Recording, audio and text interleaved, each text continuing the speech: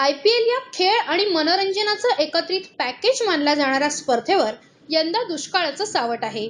संपूर्ण महाराष्ट्र दुष्काळाने होरपळत असताना IPL स्पर्धा महाराष्ट्राबाहेर खेळवण्यात यावी यासाठी मुंबई उच्च न्यायालयात याचिका दाखल करण्यात आली आहे.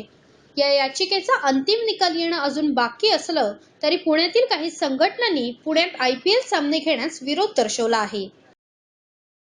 पुण्यात येत्या 22 तारखेला जर सामना होणार असेल तर तिथे आम्ही आंदोलन करू, अशी भूमिका भूमाता महिला ब्रिगेडच्या अध्यक्षा दुर्गा शुक्रे यांनी जाहीर केली. या सामन्यांसाठी विरोध आहे, कारण का देशात अनेक ठिकाणी दुष्काळ पडलेला आहे. पाऊस नाही, पाणी नाही, लोक पाण्यासाठी वणवण फिरत आहेत आणि या क्रिकेटरांना मॅच घेण्याची सुस्ती आहे. त्यांना पाणी म्हणे आणि पाणी म्हणे आम्ही रिसायकलिंग केलेलं वापरतो वगैरे, तर हे सगळं खोटं आहे. तर या लोकांनी ही मॅच थांबवावी आणि पाण्याचा विचार, दुष्काळग्रस्त लोकांचा विचार करा. आपली 50 ते 60% निधी जी काही गोळा होईल ती मी तर म्हणते त्यांनी मोठ्या मनाने दुष्काळग्रस्तांना द्यावी. जर दुष्काळग्रस्तांना दिली तर आज तिथे पुण्य मिळेल, नाही तर यांना काय, यांना पैसा जास्त यांच्याकडे असल्यामुळे यांना गरीब लोकांच्या परिस्थितीत, गरीब लोकांना पाणी नाही, यांची आत्महत्या होती, अशा लोकांसाठी काय त्यांची जीवन झालेलं आहे याचा विचार न करता यांना फक्त मॅचचं पडलेलं आहे. याचबरोबर संभाजी ब्रिगेडने सुद्धा यात उडी घेतली असून त्यांनी हा सामना होऊ देणार नाही असा इशारा दिला आहे.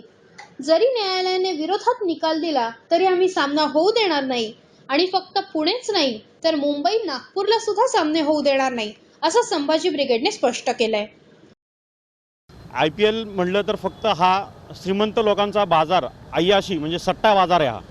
आणि या सट्टे बाजारांच्या मनमानी कारभारासाठी लोकांच्या पिण्याचं पाणी पळवणं हे कितपत योग्य आहे. आणि संभाजी ब्रिगेड पहिल्यापासूनच शेतकऱ्यांच्या सन्मानात मैदानात उतरलेली आहे.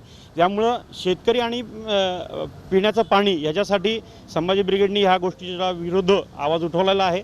आणि जर ह्या लोकांनी जर आमच्याकडे लक्ष दिलं नाही, आमच्या मागणीकडे लक्ष दिलं नाही, तर येणारा 23 तारखेचा सामना कसा भरतो हे संभाजी ब्रिगेड बघेल. आणि संभाजी ब्रिगेड तुम्हाला माहिती आहे, आजपर्यंत संभाजी ब्रिगेडनी जे काही इशारे दिलेत ते इशारे पूर्ण तंतोतंत करून दाखवण्याचा संभाजी ब्रिगेडने आजपर्यंत पूर्ण प्रयत्न केला आहे. आणि त्याच पद्धतीने संभाजी ब्रिगेड आपली मागणी पूर्ण केल्याशिवाय राहणार नाही. एकूणच यंदाच्या दुष्काळामुळे धोक्यात असलेल्या IPLच्या संकटात या संघटनांच्या विरोधामुळे अधिक वाढ झाली आहे असं सध्या तरी दिसून येतंय. मात्र या सगळ्याचं भवितव्य सध्या तरी उच्च न्यायालयाच्या निकालावर अवलंबून आहे असं म्हणायला हरकत नाही.